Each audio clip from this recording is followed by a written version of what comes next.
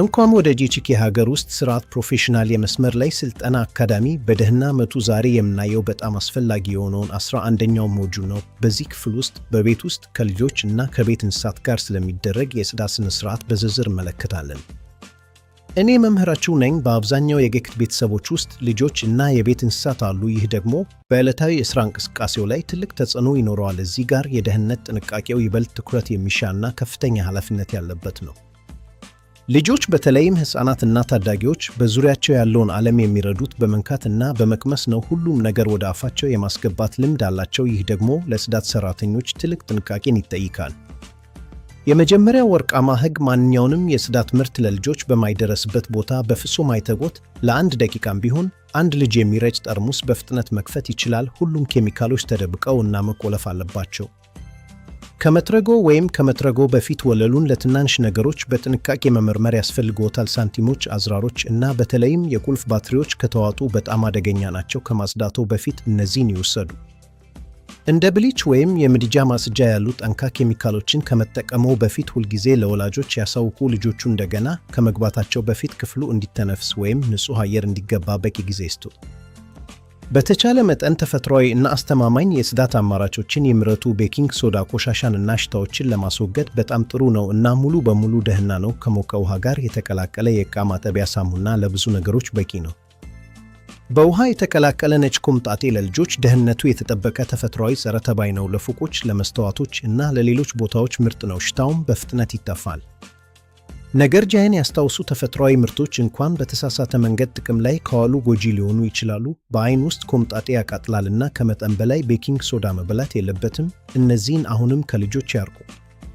አሁን ወደ ልጆች ክፍል ማጽዳት እንሂድ። ግባችን እዚህ ንጹህ መሆን ብቻ ሳይሆን የተስተካከለ እና አስተማማኝ መሆን ነው። የመጀመሪያው እርምጃ ሁልጊዜ ማደራጀት ነው። ቴክ ፎርስ ዋክ ኬሚካልስ ኩዌምፖያኔሬስ ለማጽዳት ሲሉ ቆሻሻውን ወደ ጎን ብቻ አይግፉት። መጫወቻዎችን፣ መጽሐፎችን እና የትምህርት ቁሳቁሶችን ወደ ትክክለኛው ቦታቸው ይመልሱ። የተደራጀ ክፍል ለማጽዳት ቀላልና አደጋዎችን ይከላከላል። ሁለተኛ፣ ሁሉም ቦታዎች በልጆች ደህንነቱ የተጠበቀ ማጽጃ ይጥረጉ። ብዙ ጊዜ ሙጫ አያት ክሬም በሚኖርበት የጥናት ጠረጴዛዎች ላይ ያተኩሩ። ልጆች ስለሚነኳቸው የብርሃን ማብሪያዎችን ይጥረጉ። ሶስተኛ፣ መላውን ወለል በደንብ ይጥረጉ። የልጆችን አተነፋፈስ ሊጎዱ የሚችሉ አቧራዎች እና አለርጂዎች የሚከማቹበትን የአልጋውን እና የማዕዘን ቦታዎችን አይርሱ። ይህንን በየቀኑ ያድርጉ። በኩሽና ውስጥ ከፍተኛ ወንበሮች እና የመመገቢያ ቦታዎች ከእያንዳንዱ ምግብ በኋላ መጽዳት አለባቸው። የደረቁ ምግቦችን ለማስወገድ እና የባክቴሪያዎችን እድገት ለመከላከል የዕቃ ማጠቢያ ሳሙና እና የሞቀ ውሃን ይጠቀሙ። የልጆችን ልብስ ሲያጥቡ ለስላሳ ወይም ለሕፃናት ደህንነቱ የተጠበቀ ሳሙና ይጠቀሙ። የልጆች ቆዳ ስስ ነው። ብስጭት ሊያስከትሉ የሚችሉ የሳሙና ክሪቶች እንዳይቀሩ በደንብ መታጠቡን ያረጋግጡ። ስለ መጫወቻዎች እነጋገር። መጫወቻዎች ብዙውን ጊዜ በልጆች አፍ ውስጥ ስለሚገቡ እና ስለሚለዋወጡ በንጽህና መጠበቅ አለባቸው። የተለያዩ የጨዋታ አይነቶች የተለያዩ የጽዳት ዘዴዎችን ይፈልጋሉ።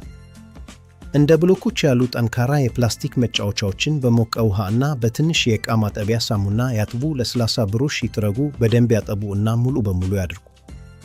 ለስላሳ መጫወቻዎች በማጠቢያ ማሽን ውስጥ በጥንቃቄ ሊታጠቡ ይችላሉ። እንዳይበላሹ በመጀመሪያ በትራስ ሻንጣ ውስጥ ያስቀምጧቸው። ሻጋታን ለመከላከል ለልጁ ከመመለሰው በፊት ሙሉ በሙሉ ደረቅ መሆኑን ያረጋግጡ።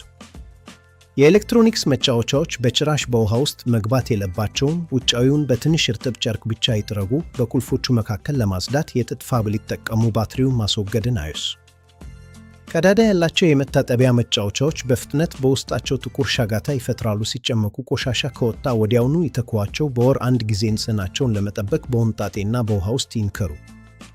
ልጆች በቤት ውስጥ ባሉበት ጊዜ ስራውን በጥንቃቄ ማከናወን አለቦት። የጽዳት ዕቃውን ሁልጊዜ ከእርስዎ ጋር ያድርጉ ወይም በማይደረስበት ቦታ ያስቀምጡ። ደህንነት እና ንጽህና አብረው ይሄዳሉ።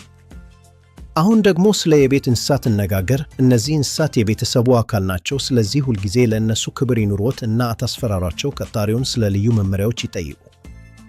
የቤት እንስሳትን የመመገቢያ እና የመጠጫ ጎድጓዳ ሳህኖች በየቀኑ በሙቅ ውሃ እና በሳሙና ያጥቡ። ለዚህ የተለየ ስፖንጅ መጠቀም እና ከቤተሰቡ ዕቃዎች ጋር አለመከላከል በጣም አስፈላጊ ነው።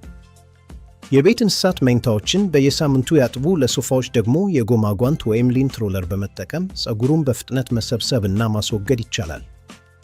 ለሽታ ቤኪንግ ሶዳ በሶፋዎች ወይም ምንጣፎች ላይ ይረጩ። ምንጣፍ ላይ አደጋ ሲከሰት ወዲያውኑ በንጹህ ጨርቅ ይጥረጉ። ሆምጣጤ እና ውሃ በመጠቀም ቆሻሻውንና ሽታውን ያስወግዱ።